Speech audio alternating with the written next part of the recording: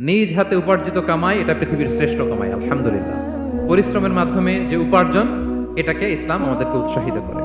শুধু নামাজ, রোজা, জিকির এগুলো নিয়ে ইসলাম আমাদেরকে পড়ে থাকতে বলেনি।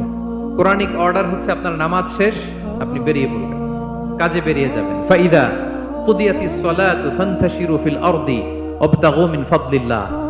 বিধানটা কার বলুন? আওয়াজ করে বলুন, বিধানটা কার? এটা কোরআনিক ভার্ডিক্ট, কোরআনের বিধান। নামাজ শেষ, গোল হয়ে বসে জিকির করতে বলা নাই আল্লাহ। আল্লাহ বলেছে ফান্তাশিরু ফিল আরদ ওয়াবতাগু মিন ফাদলিল্লাহ, জমিনে ছড়িয়ে পড়ো, আল্লাহর রিজিক তালাশ করো। নামাজ শেষ, বেরিয়ে যাবে। কৃষক চলে যাবে মাঠে, শ্রমজীবী চলে যাবে ফ্যাক্টরিতে, শিক্ষকরা চলে যাবে তাদের শিক্ষা প্রতিষ্ঠানে, কর্পোরেট ওয়ার্ল্ডের লোকেরা চলে যাবে তাদের প্রতিষ্ঠানে।